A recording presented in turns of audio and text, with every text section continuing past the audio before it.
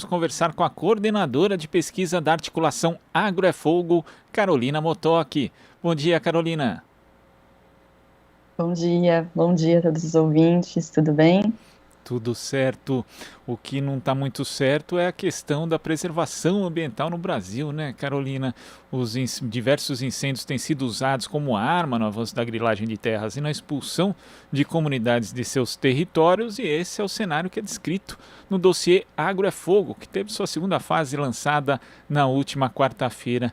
Primeiro, Carolina, eu gostaria que você explicasse o que é articulação, o que é também o dossiê Agro é Fogo e no que essa segunda edição difere da primeira que foi lançada em março. Beleza. Bom, a articulação Agro é Fogo é uma articulação que surgiu justamente em resposta aos incêndios avassaladores de 2019 e 2020. Ela é composta por mais de 30 organizações que atuam já há muito tempo na defesa da Amazônia, do Cerrado e do Pantanal, e esses movimentos sociais, pastorais e organizações mesmo da sociedade civil se uniram para dar uma resposta a essa situação. E uma das ferramentas que se encontrou para fazer isso é esse dossiê, o dossiê Agro é Fogo. A primeira fase dele foi lançada em março desse ano. Ele traz análises e também sistematização de conflitos envolvendo fogo. Então, a ideia é que tenha uma parte analítica, com artigos bem aprofundados sobre a situação de fundo que geram os incêndios, e uma segunda parte, que é quando as comunidades e as organizações de base que atuam junto com essas comunidades podem trazer os conflitos, o que acontece realmente no chão dos territórios, né? Então, isso foi lançado pela primeira vez em 2021, esse ano mesmo, em março, mas o que a gente vê é uma permanência dessa situação. Por mais que nesse ano não tenha tido mais tanta projeção na imprensa e de modo geral, né, eu acho que se fala bastante do desmatamento ainda, mas os incêndios a gente vê uma continuidade. Então, claro que em 2019, em 2020, se você pegar os dados, né, houve um aumento exponencial em relação aos anos anteriores, mas nesse ano, se você também pegar os mesmos dados do INPE, não tem uma diminuição substancial. Então, o que acontece é que a gente pode dizer que esses eventos de 2019 e 2020 não são eventos esporádicos, né? O agronegócio tem usado o fogo como uma arma sistematicamente, e aí a gente fala nesse sentido de incêndios florestais, né? Quando se bota fogo na floresta ou em grandes áreas, esse incêndio sai do controle, mas também de queima de casas, queimas de roças, atualmente, muitas queimas de casas de reza. Então, se você pega os territórios Guarani e Kaiowá, no Mato Grosso do Sul, só nesse ano foram 7 casas de reza incendiadas, numa demonstração também de intolerância religiosa. Então, essa situação ela é uma situação permanente. Claro que em 2019 e 2020 a gente tem um contexto político em que o presidente da República incentiva a invasão dos territórios, incentiva essas ações coordenadas mesmo, criminosas de invasão. Então, em 2019, por exemplo, a gente teve o Dia do Fogo, na região da BR-163, no Pará, no sudoeste do Pará, que é uma região de fronteira, de expansão da fronteira agrícola, e houve uma ação coordenada de fazendeiros nessa região que combinaram de tacar fogo. Então, foi o Dia do Fogo, e aí, a partir daí, os incêndios se espalham. Coisa parecida aconteceu em 2020 no Pantanal, né? Já foi comprovado, inclusive pelo Ministério Público, mas a partir de um estudo do Instituto Centro de Vida, que o fogo no Pantanal se iniciou em fazendas de gado. Então, é criminoso realmente, né? A gente não pode falar que esses incêndios, eles acontecem por acaso, né? Claro que tem a influência da mudança climática, né? A gente vive uma crise climática, o Pantanal atravessa uma das piores secas, e isso contribui para que esses incêndios se expandam, mas essa situação ela é criminosa mesmo, porque o início dela se dá majoritariamente em fazendas do agronegócio ou em terras griladas pelos fazendeiros, né? Inclusive você citou o caso do Pantanal, que é um um dos destaques aqui do dossiê, Carolina, e tem um dado que é impressionante, né? Porque o fogo atingiu cerca de 4 milhões e 100 mil hectares entre janeiro e outubro do ano passado, segundo o Laboratório de Aplicações de Satélites Ambientais da Universidade Federal do Rio de Janeiro, o que equivale a 26% da área, né? Comparando com o ano de 2019, houve um aumento de quase 3 vezes na área queimada. Inclusive, o dossiê ressalta ali que isso teve algum destaque na mídia, mas na verdade, depois disso, né, não se abordou a questão da situação das populações locais. Então, eu queria que você falasse a respeito disso e também de que forma os incêndios acabaram impactando a vida das comunidades tradicionais pantaneiras. Claro. O caso do Pantanal ele é bastante emblemático, né? Se a gente pegar os dados anteriores a 2020, havia um processo muito baixo de queima no Pantanal, porque o Pantanal é uma área alagada, uma grande área alagada, né? O que aconteceu em 2020 foi que já estava um processo de seca. É muito importante dizer que o Pantanal, para além da exuberância da natureza, né, de ser considerado um santuário ecológico, ele é um santuário ecológico porque nele existem comunidades tradicionais pantaneiras e que são totalmente invisibilizadas de maneira geral. Então, essas comunidades elas já vinham alertando de que haveria um processo bastante importante de seca e que essa seca poderia gerar, inclusive, uma grande tragédia ambiental. O que aconteceu então foi que a partir desses incêndios nas fazendas, o fogo se alastrou. Tem uma característica importante do Pantanal, que é a Cláudia Sala de Pinho, que é da Rede de Comunidades Tradicionais Pantaneira. Ela tem um artigo no dossiê, ela explica, né, que quando o Pantanal enche, depois tem o período de vazante, então ele esvazia, e aí muita matéria orgânica fica sedimentada nas bacias do Pantanal. E com a seca, essa matéria orgânica acaba, vamos dizer assim, fermentando, entre aspas, e isso fica altamente combustível. Então, no Pantanal, o que aconteceu foi que o fogo começou e praticamente teve um fogo subterrâneo, que foi se espalhando por meio dessa matéria orgânica, como se fosse mesmo botar fogo na gasolina, né? E teve essa explosão de incêndios, né? E isso afetou diretamente essas comunidades. Essas comunidades estão até hoje combatendo as cicatrizes deixadas pelo fogo, né? Então, no lançamento do dossiê, na quarta-feira, a gente ouviu a dona Leonida Aires, tem também um depoimento dela no dossiê. Ela mora numa comunidade chamada Barra do São Lourenço, que é uma comunidade ribeirinha, que então é super úmida, e essa comunidade foi duramente afetada pelos incêndios. Foi uma situação de desespero, uma criança morreu afogada nesse processo, porque as pessoas pulavam na água para tentar escapar das chamas, uma situação bem horrorosa mesmo, né, assustadoramente trágica, o que ela traz. Então, essas comunidades, elas tiveram queimados os seus territórios e elas dependem diretamente desses territórios, não só na agricultura, mas também na pesca. Então, as águas, elas ficaram barrentas por causa da seca, mas também porque houve uma chuva de cinzas no Pantanal. Porque imagina, você queimar 26% do Pantanal, o que isso não gera de cinzas, né, da fumaça. Então, essas águas ficaram contaminadas, então isso prejudicou a agricultura, prejudicou a pesca, prejudicou diretamente a sobrevivência. Muitas dessas comunidades também realizam a caça para alimentação. Então, é uma tragédia o que aconteceu, e essa tragédia, ela continua, porque não adianta você apagar o fogo se as condições materiais da existência dessas comunidades foram completamente prejudicadas. E isso pouco se falou. A gente viu uma sensibilização muito grande com relação aos animais queimados, né, que é uma situação realmente muito horrível de ver, de chorar mesmo as imagens, né, dos animais tentando escapar do fogo, tentando se proteger, tentando beber água, né, das equipes de resgate, mas essas comunidades, elas continuaram invisíveis, né, e são elas que mantêm o Pantanal vivo. Então, por isso que o artigo da Cláudia traz que quando queima o Pantanal, o que queima é a casa dessas comunidades. Assim como queima a Amazônia, quando queima o Cerrado, o que queima são as casas dessas comunidades, que dependem diretamente da vegetação, dos animais, desses ecossistemas para sobreviver, e que são elas que realmente protegem e conservam esses lugares. Agora, também existe outra tragédia que continua e está associado a isso, a esse modelo, que é a tragédia social da fome, Carolina. O dossiê fala sobre a consolidação de um processo de transformação paulatina na forma como se dá a produção e a comercialização dos alimentos que nós comemos, né? Cada vez menos uma agricultura de alimentos saudáveis e também diversos. E ainda trata dessa expansão do binômio soja-pecuária no Brasil. Como que se dá essa transformação, Carolina? O dossiê destaca, inclusive, que se trata de um projeto que ganhou um impulso fundamental durante a ditadura aqui no Brasil.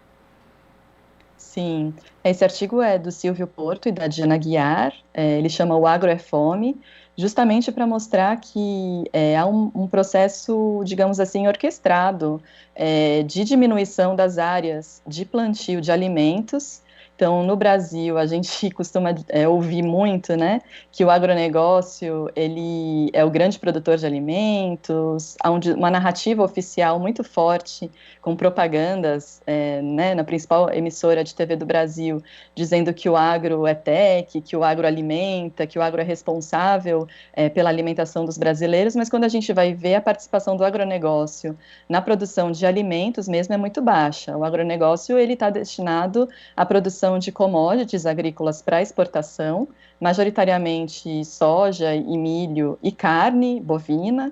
Então, da produção de grãos, o que o Silvio e a Diana trazem é que 88% da produção de grãos no Brasil, em vez de ser arroz e feijão, por exemplo, que, né, a base alimentar dos brasileiros, é de soja e milho. Né, e não é milho para a gente comer, é milho que vai ser destinado, e a soja também, que vão ser destinados para produção de ração animal na Europa, na China, em outros países do mundo. Né? Então, o que a gente vê é que, a partir da ditadura militar, tem um incentivo do que se foi chamado da modernização da agricultura, com a introdução de maquinário, de insumos agrícolas, agrotóxicos, fertilizantes químicos, e essas áreas do agronegócio, elas vão avançando sobre os territórios das comunidades tradicionais e da agricultura camponesa. Então, se antes a produção de alimentos ela era muito mais regional e localizada, com o agronegócio ela passa a ser uma produção que é incluída na cadeia global de produção, com cadeias longas, de abastecimento, necessidade de infraestrutura de estradas, portos, e isso faz com que a produção de alimentos ela venha diminuindo. Então, por exemplo, o Maranhão é um estado que tradicionalmente produzia muito arroz pela agricultura familiar.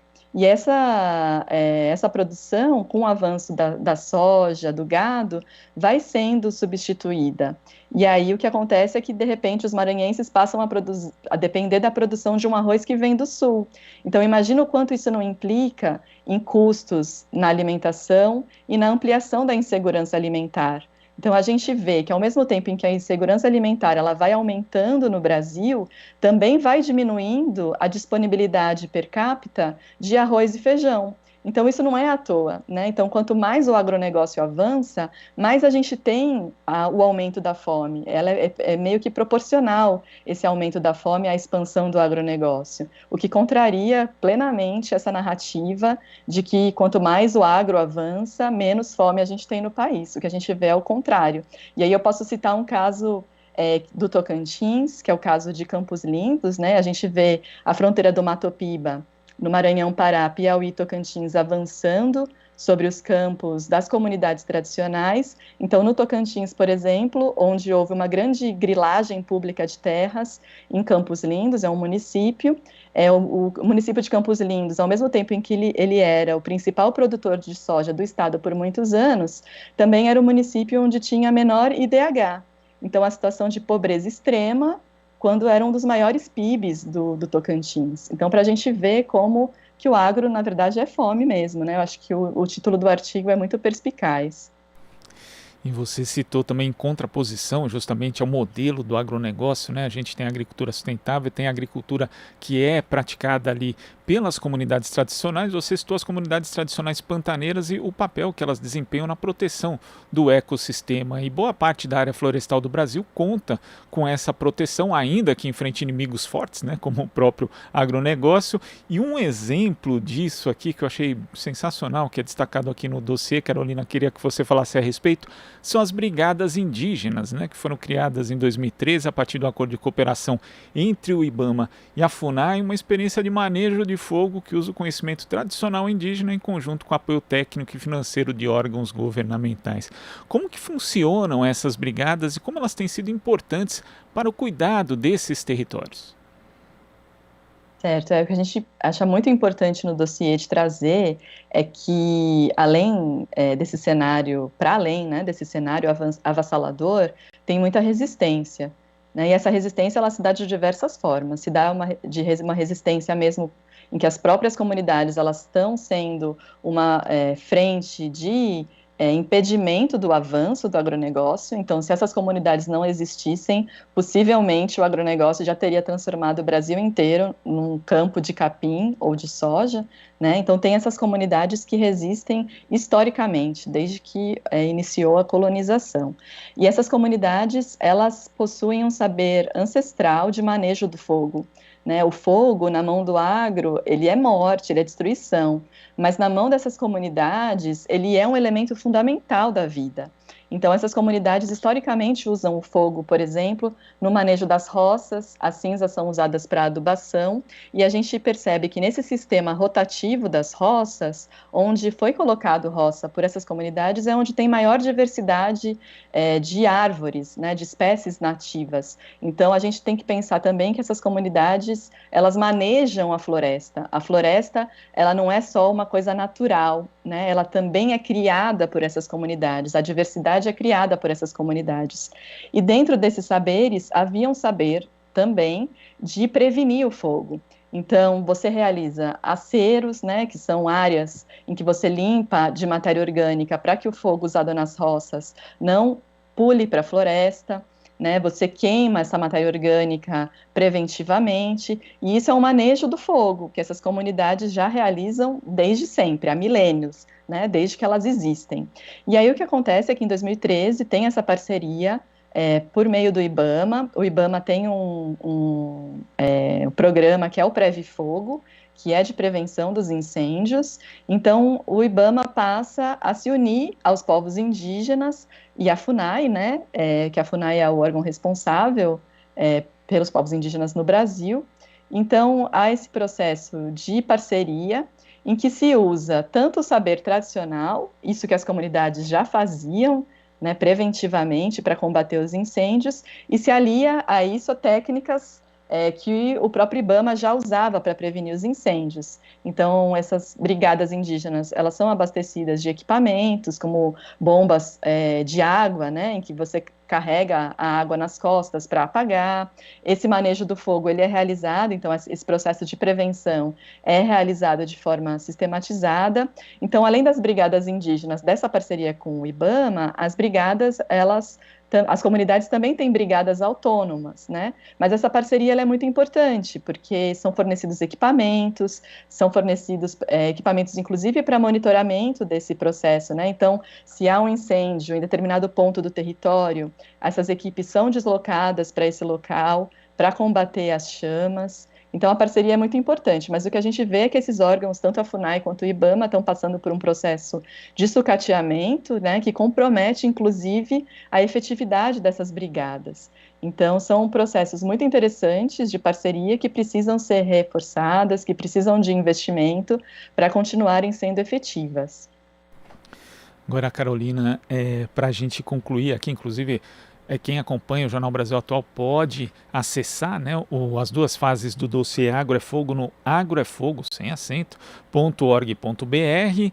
É um conteúdo muito rico, muito importante disseminar esse tipo de informação. Queria saber se o dossiê já teve duas fases, vai ter uma terceira? Qual a previsão dos trabalhos da articulação daqui para frente? Sim, infelizmente, a gente, como eu disse, o fogo ele é uma arma sistemática, né, usada pelo agronegócio, e também a gente não pode esquecer da mineração, né, a mineração, os garimpos em terras indígenas, por exemplo, o fogo é uma arma mesmo, né, importante. Então, a ideia da articulação é continuar fazendo essa sistematização tanto dos conflitos, quanto continuar aprofundando as análises, né, então, no ano que vem vai ter sim uma terceira fase do dossiê, até o meio do ano vai ser lançada essa terceira fase. A ideia é que a gente saia da frieza dos números de satélites e mostre de fato o que está acontecendo no chão dos territórios. Então, além dos artigos analíticos, eu acho que é bastante importante quem puder acessar a aba de conflitos do nosso site, porque nela você tem ali depoimentos de comunidades, você tem como que esses incêndios e o desmatamento e a grilagem de terras acaba afetando diretamente a vida desses povos e dessas comunidades. Então, isso é muito importante para que a sociedade brasileira possa reconhecer o grande serviço que essas comunidades estão prestando, não só para o Brasil, mas para o mundo também, né? São elas que estão conservando as nossas florestas, as nossas matas, as nossas águas, e sem ela o Brasil está fadado a ser um grande deserto alimentar, a ser um grande deserto verde de soja, de cana, de gado, em que a gente vai padecer realmente de uma pobreza não só para essas comunidades que estão no campo, mas também para a gente que está na cidade, né? A gente depende dessas comunidades para a nossa alimentação, para a gente ter uma comida de verdade, sem agrotóxicos, né, sem veneno, e para a gente ter uma vida de maior qualidade, uma vida mais saudável, né? Então, a gente depende extremamente dessas comunidades para continuar vivos. Então, a gente acredita na resistência delas, por isso a sistematização tanto dos conflitos quanto da resistência. Então, a gente continua, assim, sistematizando e denunciando que o agro é fogo, que o agro é morte, que o agro é destruição. Carolina, muito obrigado pela sua participação aqui no Jornal Brasil Atual e até a próxima. Eu que agradeço. Até a próxima e acessem o nosso site e acompanhem a gente nas redes sociais. Obrigada. Isso aí, conversamos com a coordenadora de pesquisa da articulação Agro é Fogo, Carolina Motoki. Você está ouvindo Jornal Brasil Atual. As notícias que os outros não dão.